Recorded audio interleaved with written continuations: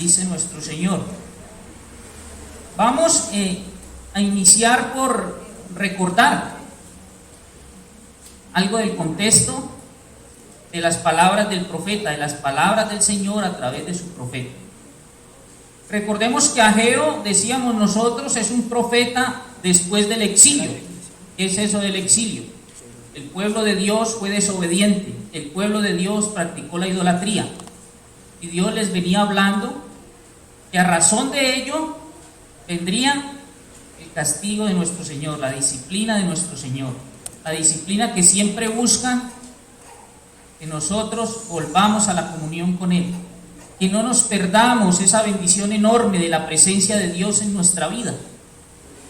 Entonces esa disciplina consistió en que el rey de Babilonia se llevara cautivo a todo el pueblo de Israel y los llevó con cadenas, veíamos, cadenas en su nariz, dice la bendita palabra, fueron cautivos.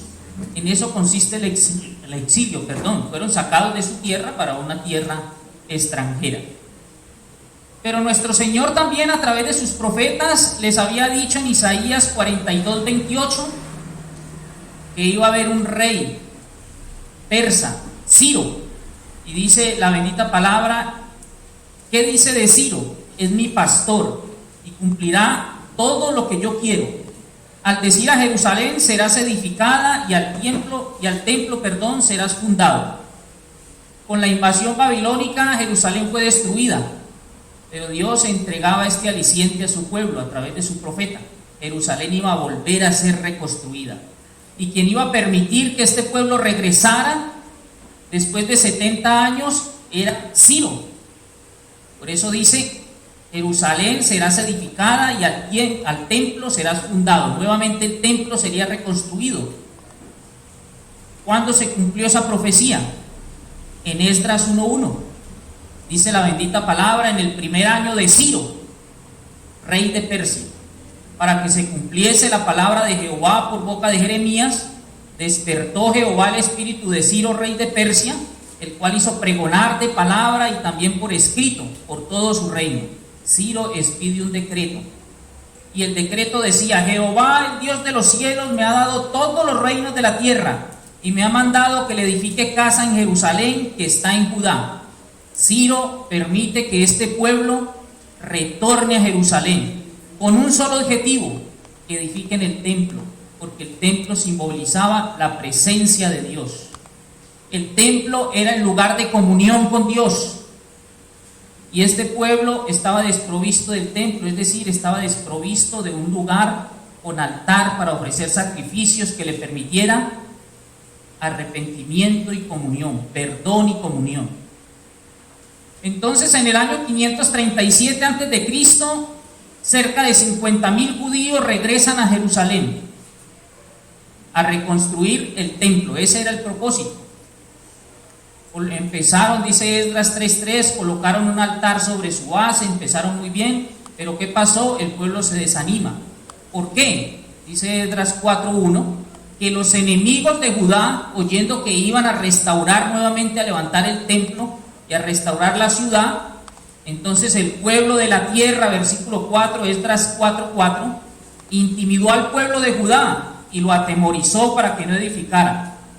Sobornaron además contra ellos a los consejeros para frustrar sus propósitos. Todo el tiempo de Ciro, rey de Persia, y hasta el reinado de Darío, rey de Persia, y el reinado de Asuero, en el principio de su reinado, escribieron acusaciones contra los habitantes de Judá y de Jerusalén. Este pueblo ve la oposición de las naciones vecinas que ya habían tomado posesión de Jerusalén y dijeron, no, de aquí no nos vamos, aquí nos vamos a estar, y empezaron a decir que el pueblo de Israel estaba en contra del gobierno de turno. Ante esas amenazas y ante la intimidación, ellos se desaniman y tiene que enviar Dios su profeta a decirles, esfuérzate, sé valiente, que yo estaré con ustedes, y logra que todo este pueblo empiece a edificar el templo. Pero veíamos el martes anterior que este pueblo veía el templo muy insignificante, veían la obra de Dios insignificante, y decían, no, este templo en nada se parece a lo ostentoso y majestuoso que era el templo de Salomón, que las paredes eran de oro, todas sus columnas, todo era de oro y piedras preciosas. Y mira este templo, y veían insignificante la obra de Dios. Y meditábamos y decíamos que esa misma miopía nos puede ocurrir a nosotros en el presente. Vemos la obra de Dios, vemos la iglesia de Dios como insignificante. Y recordábamos que Apocalipsis nos dice que esta iglesia, que para algunos es insignificante, va a tener la gloria de Dios. Y recordábamos, o mejor éramos exhortados a través de la bendita palabra, de la importancia de poner nuestros dones al servicio de la obra de Dios, de no quedarse allí en la silla, ya soy salvo y entonces listo. No, decíamos que este edificio, esta iglesia, que la bendita palabra lo compara también no solo con un templo que crece, sino con un cuerpo cuya cabeza es Cristo. Y decíamos que crece con los esfuerzos que a nosotros nos parece insignificante. Ese esfuerzo de cada hermanito cuando pone el don al servicio de la obra, a través de millones de esfuerzos, nuestro Señor hace que esta iglesia crezca, y crezca en cantidad y crezca en calidad, porque Cristo está santificando su iglesia. Y entonces decíamos, debemos valorar esa llamada del hermanito, exhortando al hermano. Venga, hermanito, yo veo que su comunión con el Señor no está como bien, mira que ya llevas 3 domingos sin venir, los martes y los jueves no te estás congregando, y tenemos espacio. ¿Por qué no le damos la prioridad a nuestro Señor?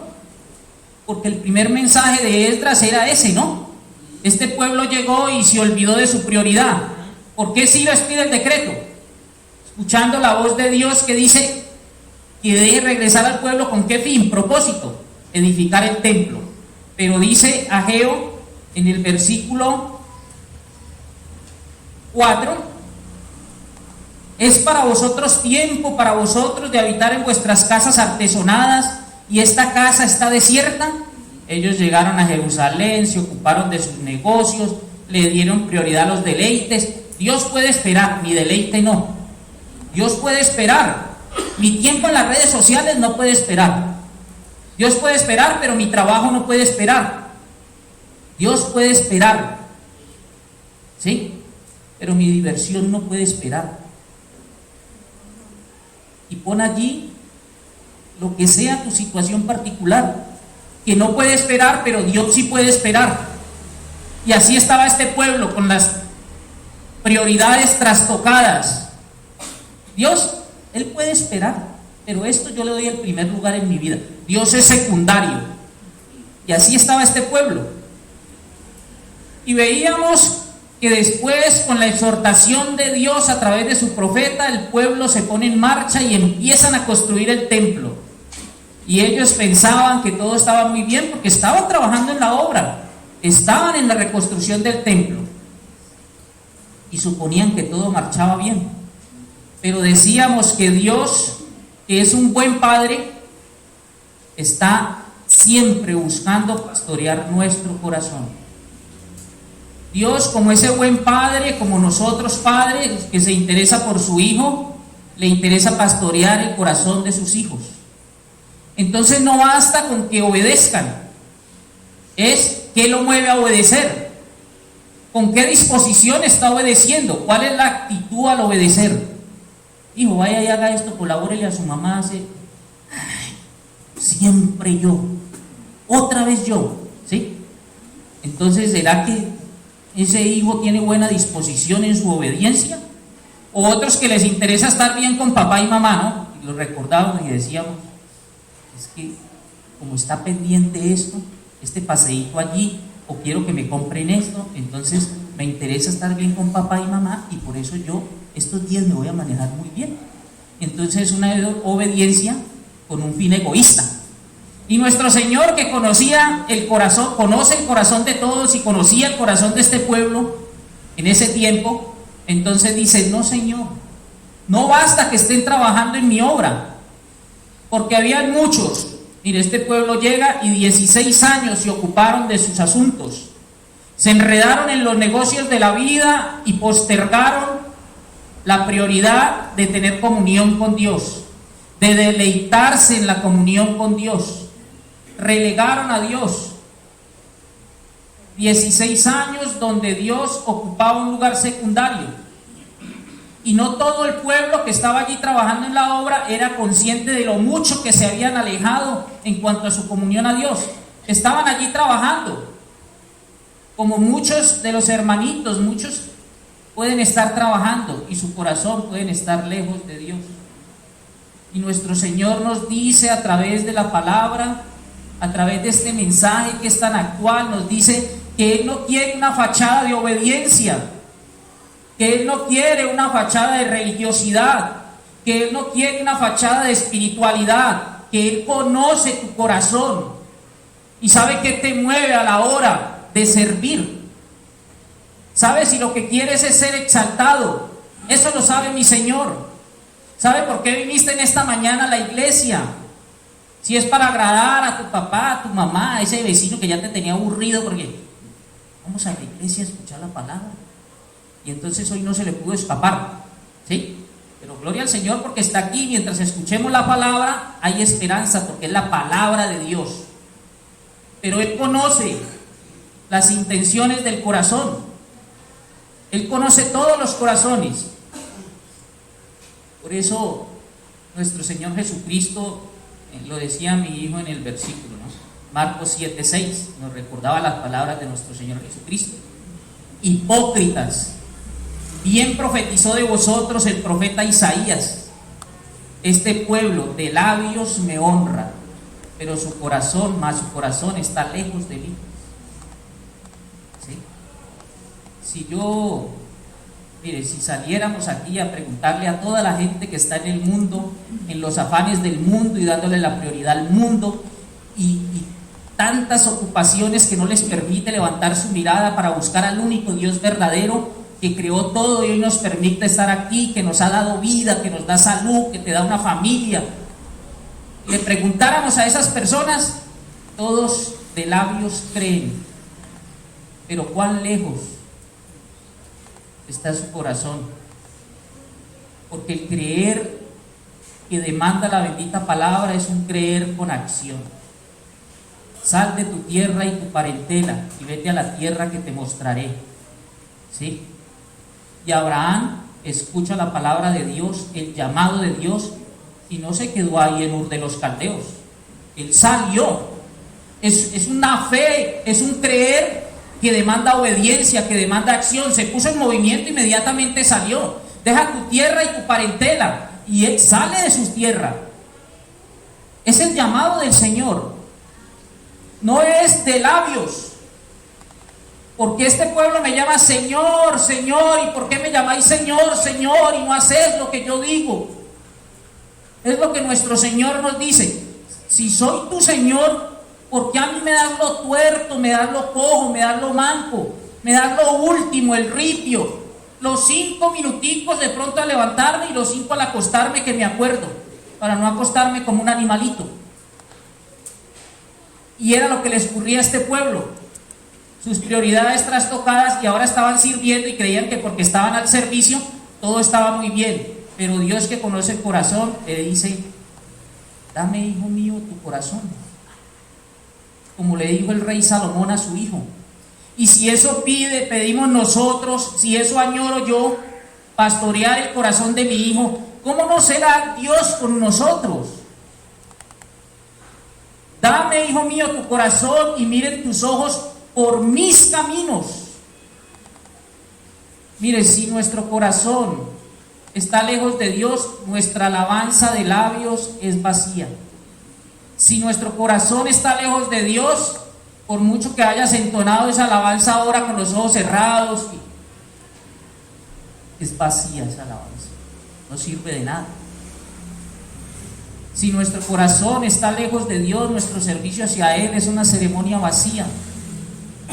Si nuestro corazón está lejos de Dios, podemos estar a la cena del Señor y estar sentado al lado del hermano más espiritual, 5, 10, 15 años, y no ocurre nada. Si no dispones tu corazón para Dios, no pasa nada. ¿Sí? No es el asistir los martes, el miércoles en Cerrito, el jueves aquí, el sábado en la mañana me conecto y el domingo estoy aquí y estoy en la cena y después espero la enseñanza, pero tu corazón está lejos de Dios. No, no es. Y el servicio al Señor, mis hermanos, no puedes poner como meta de tu trabajo en la obra de Dios tus intereses. No. El Señor dice, en el trabajo de mi obra no pongas tus propios intereses. El trabajo del Señor se hace en el tiempo del Señor, se hace con la palabra del Señor. Queremos nosotros hasta innovar la palabra del Señor para atraer a más personas. No, es la palabra del Señor, es la que convence, es el Señor. Él es el Señor de la obra. Muchas veces queremos cumplir a través de la obra del Señor una agenda que está en nuestro corazón. Y nuestro hermanito Luis nos viene enseñando cuán perverso y cuán engañoso es el corazón del hombre. No porque nuestro hermano, no, porque está en la palabra. Y a través de la palabra nos ha ilustrado. Por eso uno entiende, ¿no? Porque están en el mundo. Usted mira y todo el mundo dice, está cumpliendo años la persona, dice, que Dios cumpla los deseos de tu corazón. Cuán mal le están deseando, ¿no? Un corazón perverso, engañoso, que Dios cumpla los deseos de tu corazón. Ojalá que no los cumpla. ¿Sí? Ojalá eso no lo escuche. Coserse los labios para no volver a pronunciar eso. Que Dios cumpla los deseos de un corazón perverso y engañoso que busca es alejarse de Dios. Pero con cuánta regularidad lo escuchamos, ¿no?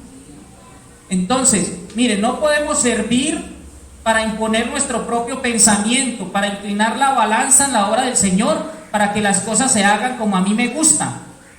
La obra de Dios se hace a la manera de Dios, en el tiempo de Dios y para cumplir los propósitos de Dios. ¿Cuáles son esos? Pues esos propósitos, la expansión del reino, para que se cumplan los planes de Dios. Él quiere que todo el mundo sea salvo y que vengan al conocimiento de la verdad, porque Él no quiere que ninguno perezca, que todos vengan al arrepentimiento.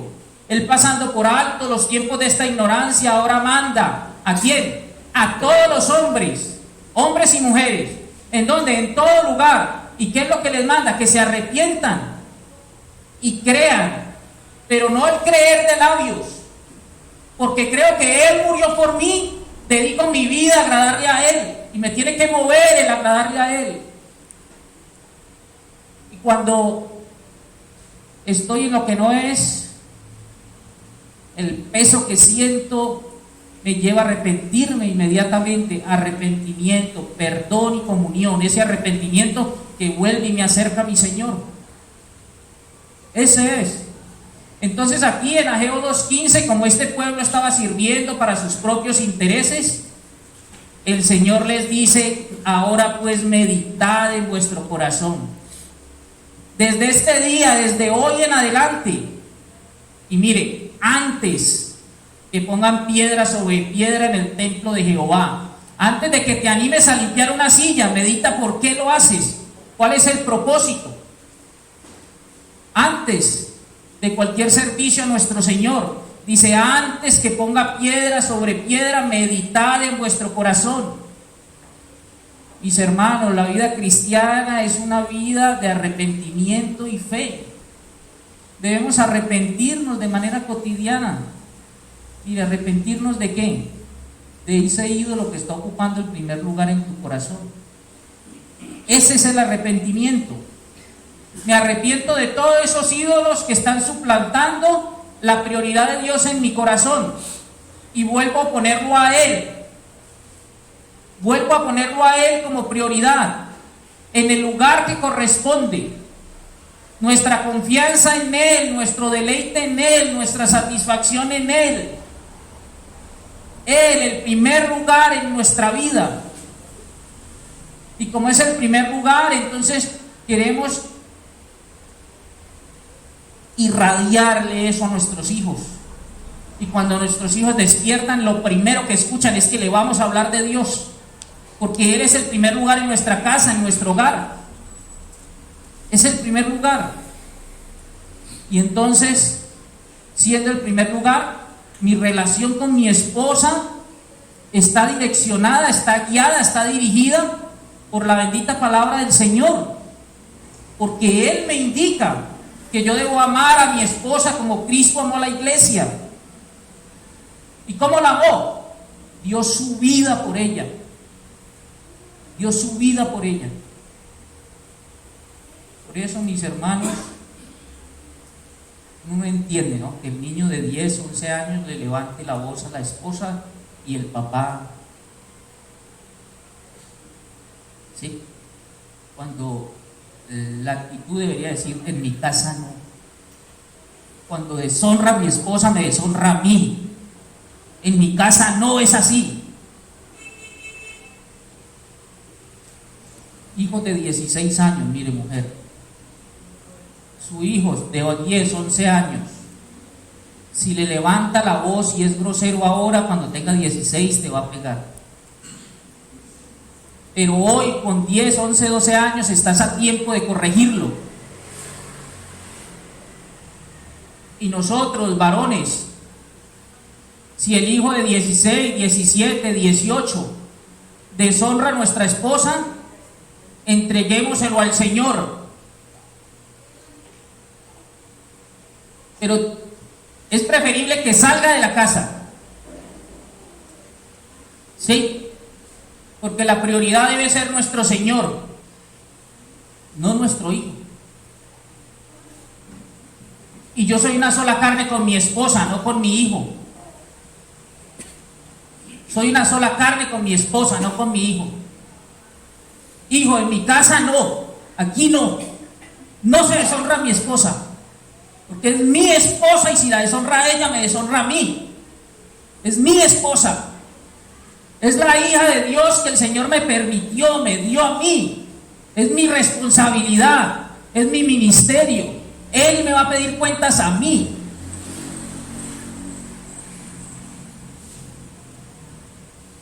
Pero, hermanitas, que el niño de 14, 15 años,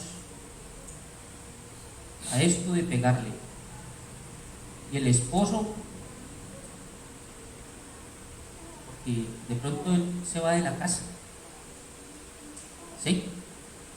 Escuchaba un testimonio de un muchacho esta semana y decía: cuando yo me fui de la casa porque ya me llevaba las cosas de la casa, producto de la drogadicción, yo escuchaba a media cuadra los gritos de mi mamá, porque me fui de la casa, y escuchaba los gritos de mi madre, que decía: ¿en qué fallé? Y el muchacho decía, y yo dentro de mí hoy día digo: ella no falló en nada,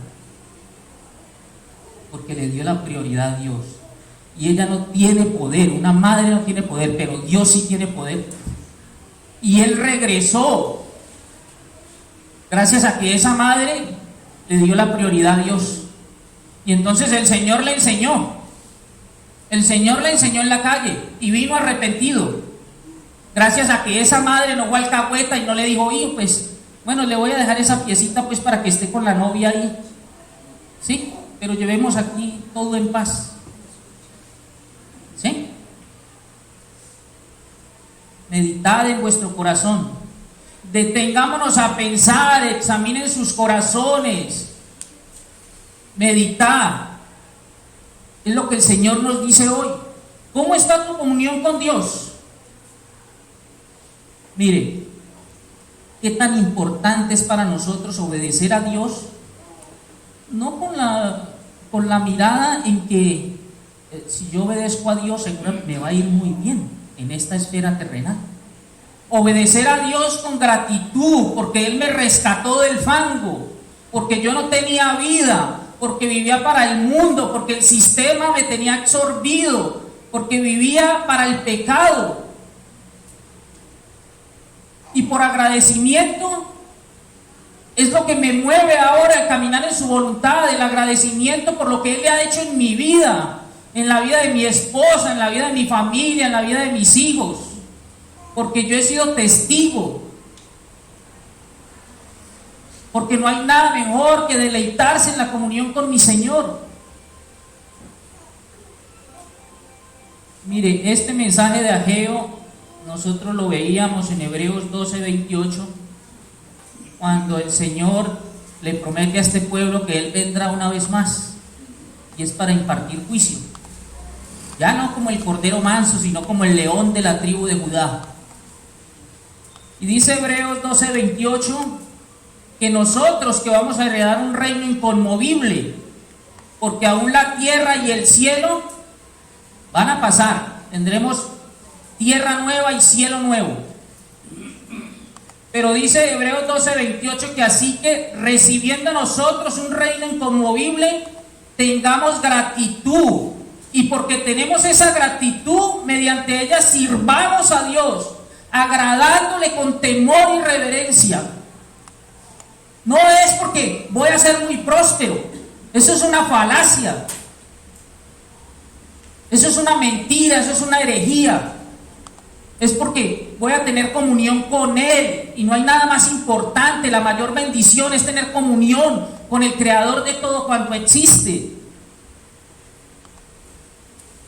Nuestro Señor no envió a su Hijo a morir en la cruz para que usted fuera próspero aquí en la tierra, para que aquí no le falte nada, para que no tenga fugia. No, Él envió a su Hijo a morir en la cruz para que gocemos de esta bendita comunión, para que usted pueda doblar rodilla y entrar al lugar santísimo y deleitarse en la presencia de Dios. Es para sentir ese refrigerio de su bendita palabra y que Él está con nosotros. Todos los días lo prometió hasta el fin del mundo. Pero si no tienes a Cristo, no te mueve sino el sistema.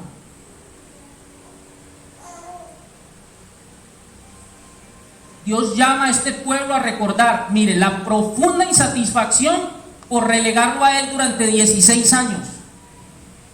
Y por eso les dice allí en el versículo 16: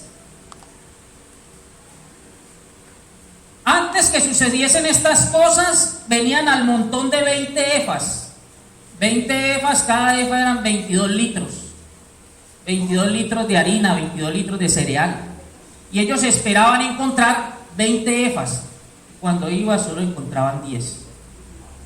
Y dice la bendita palabra: venían y había 10. Venían al lagar para sacar 50 cántaros y habían 20. ¿Sí? Y habían 20.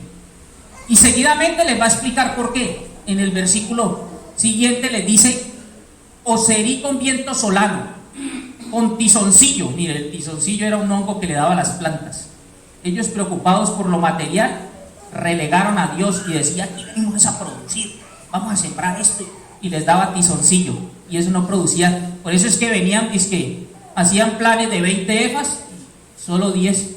No sacaban ni lo del producido, ni lo de los insumos. ¿Sí? Os herí con viento solano, con tizoncillo y con granizo en toda obra de vuestras manos, mas no convertisteis a mí, dice Jehová. Mire, muy parecido al capítulo 1, versículo 6.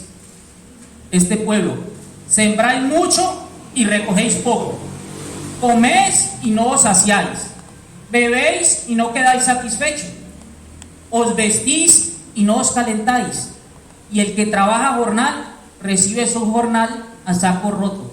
Por aquí le entra y como si el bolsillo estuviera roto, no le rendía. ¿Sí? Nada. Y le dice, y en el versículo 11 le dice: mire, fui yo llamé la sequía sobre esta tierra y sobre los montes, sobre el trigo, sobre el vino, sobre el aceite, sobre todo lo que la tierra produce, sobre los hombres y sobre las bestias y sobre todo trabajo de tus manos. Era el Señor. Y usted, mi amigo, puede estarse preguntando, ¿no? Mire, porque nosotros, es que son las leyes de la naturaleza. Esas inundaciones donde se destruyen los cultivos y el ganado se ahoga y se lleva todo, son las leyes de la naturaleza. La palabra dice que es la providencia divina.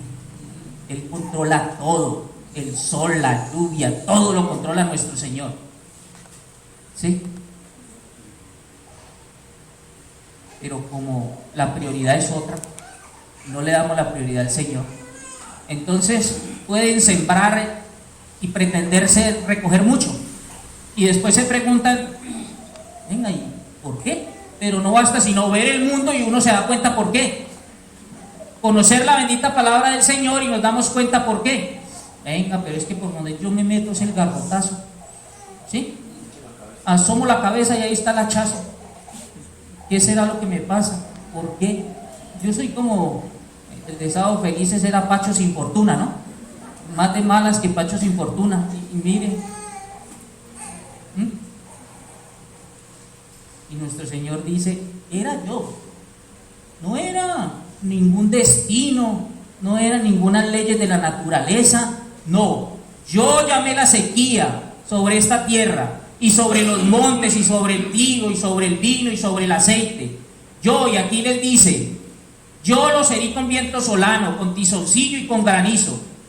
Y les dice, meditad en vuestros caminos, vuelve otra vez, meditad en vuestro corazón, desde este día en adelante, desde este día 24 del 9º mes, desde el día que se echó el cimiento del templo de Jehová, meditad pues en vuestro corazón, meditemos, mis hermanos. Mire, yo me acuerdo muy bien, desde el día que aquí en este cuartico, derramando lágrimas, le entregué la vida al Señor, y desde ahí medito las bendiciones de mi Señor. Desde el día que lo pones a Él como prioridad, medita, tenga en cuenta esa fecha, es lo que el Señor le está diciendo. Mire, le dice, el 24, desde hoy en adelante, 24 del 9º mes, y nosotros lo tenemos bien claro qué día fue. El día que nacimos de nuevo, el día que dijimos, soy vil, soy inmundo, no hay sino pecado en mí. Mi Señor, soy tan vil. Mire, amigo que me escucha, Zacarías,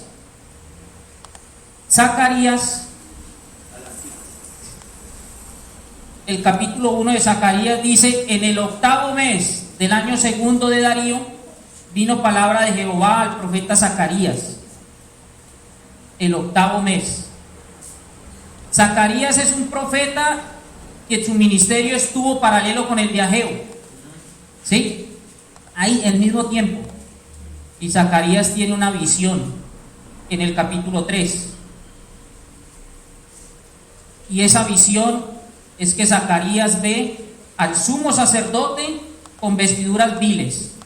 Capítulo 3 de Zacarías, versículo 3. Y Josué estaba vestido de vestiduras viles y estaba delante del ángel. Y habló el ángel y mandó a los que estaban delante de él diciendo, quitad esas vestiduras viles. Y a él le dijo, mira que he quitado de ti tu pecado y te he hecho vestir de ropas de gala. En el tiempo que se da esta profecía, se iba a celebrar el día de expiación. ¿Ustedes se imaginan lo que sintió Zacarías viendo esta visión?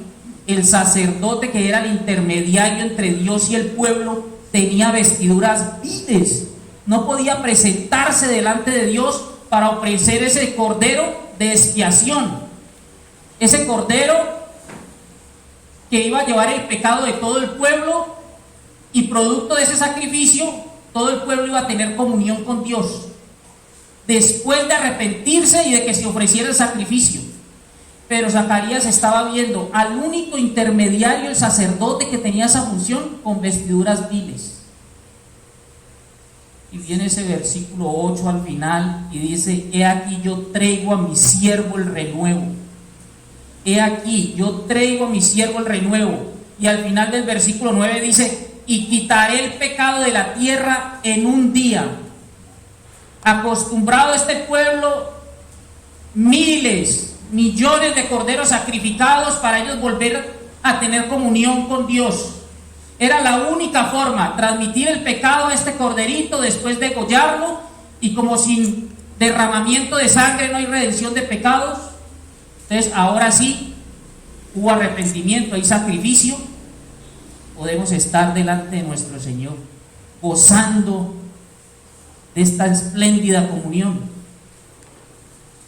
Mire, amigo que nos acompaña hoy, usted no puede gozar de la presencia de Dios, de la comunión con Dios, si no acepta el sacrificio del renuevo. El sacrificio ya fue hecho, mi Señor Jesucristo, el Cordero de Dios que quita el pecado del mundo.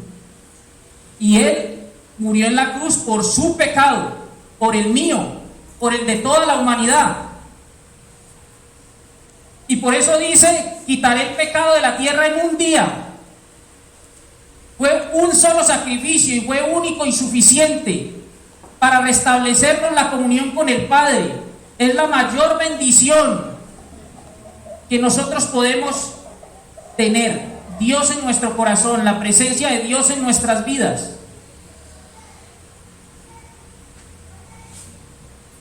Pero este pueblo estaba experimentando la maldición en la tierra prometida. ¿Por qué? Porque nuestro Señor les había dicho, nosotros hicimos un pacto. ¿Sabe qué es lo único que nos acerca a Dios en santidad? La obediencia. La obediencia nos conduce a la santidad. Esa santidad sin la cual nadie verá al Señor. Un Dios 3 veces santo no va a tener comunión con un pecador. Tiene comunión con nosotros porque desde arriba nos ve aceptos en el amado. Aceptó el sacrificio de mi Hijo en la cruz. Mire, ahí mismo en Zacarías, capítulo 3, versículo 1. Esto es lo que va a ocurrir, me gusta porque es como un símil de lo que va a ocurrir. Nosotros los creyentes vamos a comparecer al tribunal de Cristo. El que no es creyente, al juicio del gran trono blanco. Pero todos vamos a comparecer. Y mire lo que dice el capítulo 3. En esta visión, me mostró al sumo sacerdote Josué, el cual estaba delante del ángel de Jehová, y Satanás estaba haciendo su trabajo, el acusador. Y Satanás estaba a su mano derecha, ¿para qué? Para acusar. ¿Sí? Si fuese por las obras suyas o las mías, Satanás vive reído. ¿Sí? Nada de lo que usted pueda hacer, usted amigo que cree que porque es buen hijo, que porque es buen padre, que es que usted hace obras de caridad, por allá en diciembre usted le lleva regalos a todos los niños del barrio, tiene una fundación y usted les da comida, les da ropa. Usted es la machera, nadie tiene que decir nada en su contra. ¿Sí? Usted es buen vecino. Usted es el presidente de la Junta de Acción Comunal y en diciembre le hacen natilla, manjar, de todo. ¿Sí? Y usted, sus hijos son el ejemplo del barrio. Y entonces usted cree que por eso usted ya es salvo. Y la palabra dice que esas obras suyas son trapos de inmundicia. Y que nuestro Señor desde arriba nos ve y no vio justo ni a un uno. ¿Sabe por qué? Porque si usted piensa que es por obra y es cumpliendo la ley, se ha hecho maldición. Así lo dice la bendita palabra en Gálatas. Gálatas 3:10. Dice la bendita palabra: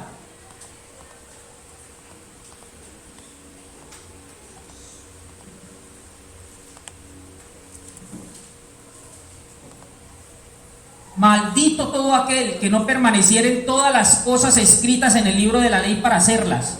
Si usted ha tenido un mal pensamiento, no permaneció en todas las cosas escritas en la ley. Si usted sintió rencor en su corazón por alguien, ya lo mató. Ya usted es un asesino, es un homicida. Si usted miró a una mujer para codiciarla, ya adulteró con ella en su corazón. Y como no controlamos todos nuestros pensamientos, ¿quién es el que se va a levantar y dice yo soy justo? No hay justo ni a un uno. Y como usted cree que es por obras, entonces se hizo maldito. Todo el que no permaneciera en todas las cosas escritas en el libro de la ley para hacerla. Y Santiago 2:10 vuelve y lo ratifica. Y dice la bendita palabra en Santiago 2:10: porque cualquiera que guardare toda la ley, pero ofendiera en un punto, se hace culpable de todos. Si usted hizo acepción de personas, es culpable de toda la ley, de transgredir toda la ley, porque la ley muestra el carácter de Dios santo. Si usted, teniendo, cerró su corazón y no ayudó al hermano, ya, se hizo transgresor de toda la ley. Si usted murmuró, si usted criticó, si usted dijo una mentira, es una mentira piadosa, también, ¿sí? ¿Quién es el que puede presentarse por obras ante nuestro Señor?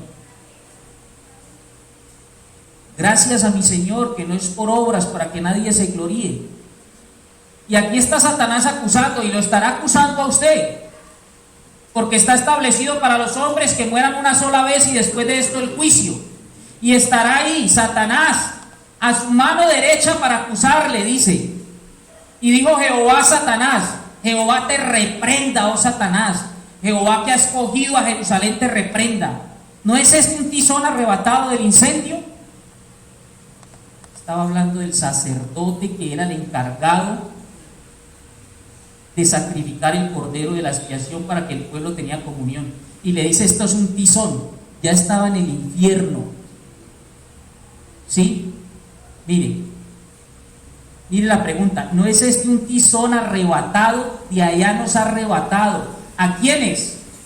A los que hemos aceptado el renuevo, a los que hemos aceptado a Cristo como nuestro Salvador, los que hemos interiorizado, lo que hemos creído, que siendo nosotros viles, Él vivió la vida perfecta que usted y yo jamás pudiésemos vivir. No me presento ante mi Señor y pretendo entrar al cielo por obras. Voy a entrar al cielo porque es en los méritos de Él, en las virtudes de Él, en las excelencias de Él, porque me reconocí pecador, inmundo, pero Él, siendo perfecto, siendo santo, caminando en obediencia, murió en la cruz en mi lugar. El gusto por el pecador. Él murió por mí, por usted y por todo individuo de la raza humana. Y si te arrepientes sinceramente y crees esa gran verdad, tendrás salvación y vida eterna. ¿Y qué pasó? Mire, Josué estaba vestido de vestiduras viles y de una vez el ángel lo vistió con vestiduras de gala. Y no se refiere a que el domingo nos ponemos lo mejor que tenemos para venir, ¿sí? No, se refiere a que usted viene con un corazón dispuesto. Lo único que a usted le interesa es agradar a mi Señor. Lo único que a usted le interesa es hacer su voluntad. Lo único que a usted le interesa es conducirse porque a Él le pertenecemos, es nuestro Señor, y uno hace lo que su Señor le ordena. Pero este pueblo estaba en la tierra prometida experimentando maldición. Y no es porque usted tenga que hacer obras, porque todo lo que el Señor nos da es por gracia, ¿sí? Pero ya nosotros no somos esclavos del pecado. Nosotros hemos sido salvos por gracia y estamos en el régimen de la gracia, ya no de la ley. Pero no significa que ahora no tenemos que cumplir la ley y podemos andar como nosotros queramos. No. Significa que antes, usted estando en la ley, usted que no ha creído en mi Señor Jesucristo está en la ley, como estuvimos nosotros, muertos en delitos y pecados, y no podíamos ser obedientes, porque por más que usted lo intente, el pecado se enseñorea de usted. Pero en la gracia, habiendo oído la palabra de verdad y habiendo creído, el Señor nos da las herramientas. Dice, nos da un corazón nuevo, nos da una naturaleza nueva y nos da un espíritu nuevo. Él no se burla de nosotros cuando dice: sé santos porque yo soy santo. Él te está diciendo porque ya tienes lo que necesitas para caminar en santidad. No es en tus fuerzas. Él te está diciendo: disponga su corazón para que sea el Espíritu Santo quien tome las decisiones en su vida. El Espíritu Santo que le está diciendo: mire, usted no se puede conducir como todas las personas porque ellos están bajo la ley. Ahora la ley no se enseñorea. Yo puedo caminar en obediencia, yo puedo dejar de pecar porque su Santo Espíritu mora en mí. Es por eso. Por gracia hemos sido equipados de todo lo que necesitamos. Y cuando nosotros desobedecemos, viene nuestro Señor como buen Padre. Hebreos 12. Como cuando su hijo, usted lo ve haciendo cosas malas y usted le dice: no, hijo, no está bien, esto no se hace, y usted le reprende. Pues nuestro Señor hace lo mismo. Y dice Hebreos 12: y habéis ya olvidado, Hebreos 12:5, la exhortación que como a hijos se os dirige, diciendo: hijo mío, no menosprecies la disciplina del Señor, ni desmayes cuando eres reprendido por Él, porque el Señor al que ama disciplina y azota a todo el que recibe por hijo. Mire, cuando mi Señor ve que usted trastocó las prioridades y se está yendo detrás del mundo, como dice Jeremías, dejó esa fuente de agua viva para ir tras cisternas rotas. Entonces viene la disciplina, el látigo amoroso de nuestro Señor para volvernos a traer a la comunión con Él, porque la mayor bendición es la comunión con nuestro Señor, es la más grande bendición. Entonces, porque el Señor al que ama disciplina y azota a todo aquel que recibe por hijo. Si soportáis la disciplina, Dios os trata como a hijos. Porque ¿qué hijo es aquel a quien el Padre no disciplina? Pero si se os deja sin disciplina, de la cual todos han sido participantes, entonces sois bastardos y no hijos. Por otra parte, les dice: acuérdense, cuando ustedes estaban niños y sus padres los disciplinaban, nos va a decir el Señor. Por otra parte, tuvimos a nuestros padres terrenales que nos disciplinaban y los venerábamos. ¿Por qué no obedeceremos mucho mejor al Padre de los Espíritus y viviremos? Y aquellos, es decir, nuestros padres, ciertamente por pocos días nos disciplinaban como a ellos les parecía. Nos disciplinaban aún sin merecer disciplina. Porque como son seres humanos, se pueden equivocar, todos nos equivocamos. ¿Cuántos castigos injustos? A mí, yo me acuerdo, mi mamá tenía un ramalito de 7 de cuero, 7 ramitas tenía y nuditos en la punta. Ella lo metía en el tanque, después lo dejaba tostar y ¿sí? Y me acuerdo una vez que mi hermana dañó un polino de plátano y guardó silencio y dijo que éramos nosotros. Me veo en estos momentos desnudo en el lavadero y mi mamá impartiendo disciplina. ¿Sí? Como no lloraba, me daban más duro. ¿Sí? Porque no lloraba quiere decir que no le duele. No, yo era así, injustamente. Y nuestro Señor dice: tuvimos a nuestros padres terrenales que nos disciplinaban y los venerábamos. Y aquellos ciertamente por pocos días nos disciplinaban como a ellos les parecía. Pero nuestro Señor, nuestro Dios, para lo que nos es provechoso nos disciplina, para que participemos de su santidad. Cuando pretendes irte por el camino del mundo otra vez, viene la disciplina de mi Señor, para que participemos de su santidad, para que no te pierdas la bendición de deleitarte en su presencia, en su comunión. Mi Señor con su látigo amoroso por amor a nosotros. Por eso vuelve y nos trae con disciplina, porque ¿qué hijo es aquel a quien no se disciplina? Él no quiere que te pierdas la bendición de deleitarte en su presencia, es la mayor bendición. Miren, ¿ustedes creen que yo oro que mi hijo sea un médico? ¿Que mi hijo sea un gran abogado? ¿Que mi hijo sea un magistrado? ¿Que mi hijo...? No. Yo oro porque mi hijo tenga la dignidad más grande que puede tener el ser humano, que pueda ser llamado hijo de Dios, que pueda arrepentirse, llegar a los pies de Cristo. Y ojalá me diga lo que me dijo mi hijo mayor: no quiero estudiar derecho porque voy a servirle a mi Señor. Y le doy gracias a mi Señor que me dio el entendimiento para decirle: hijo, vaya, papá, voy a vivir por fe. Va a ir por fe, es que Él es el dueño del oro y la plata. Vaya.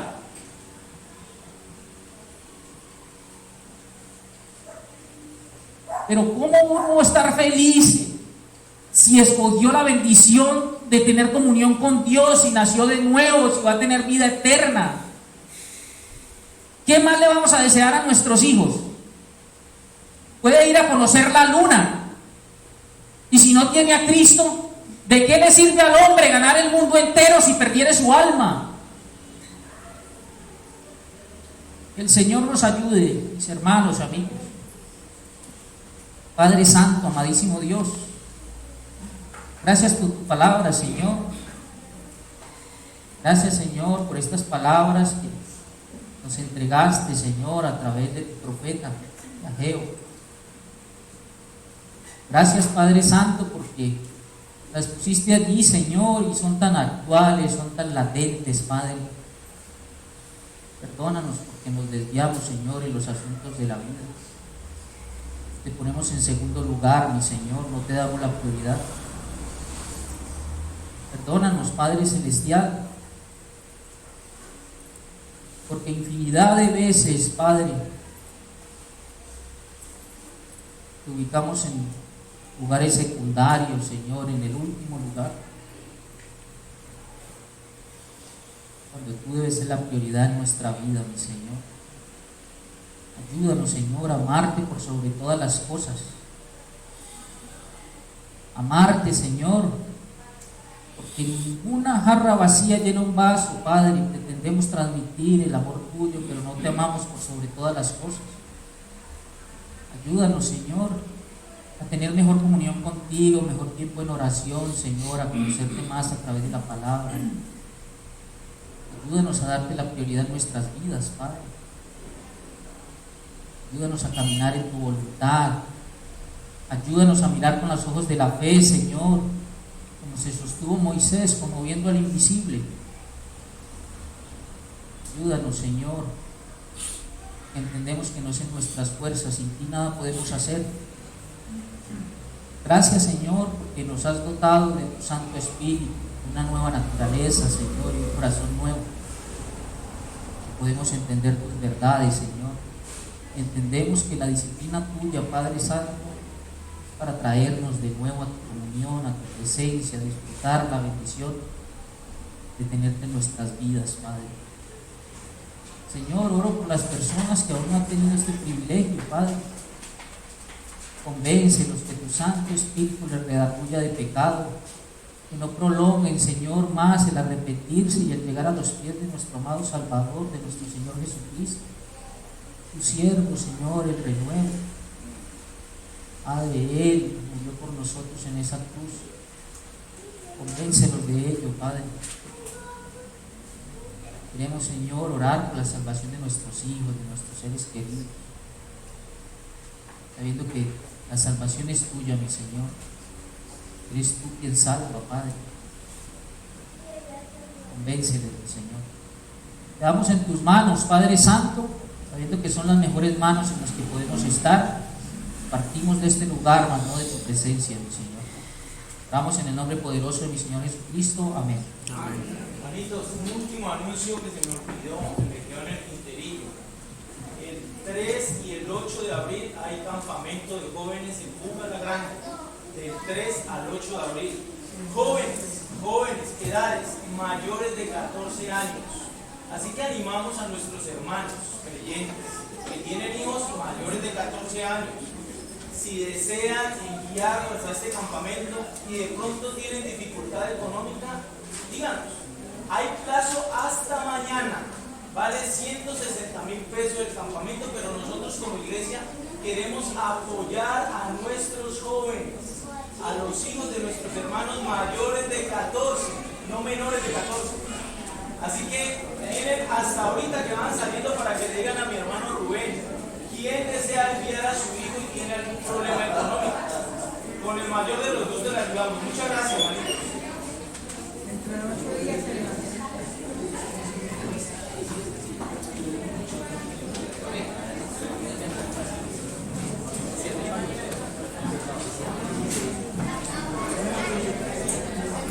Hermanita, qué pena que no te haya respondido. Hasta ahorita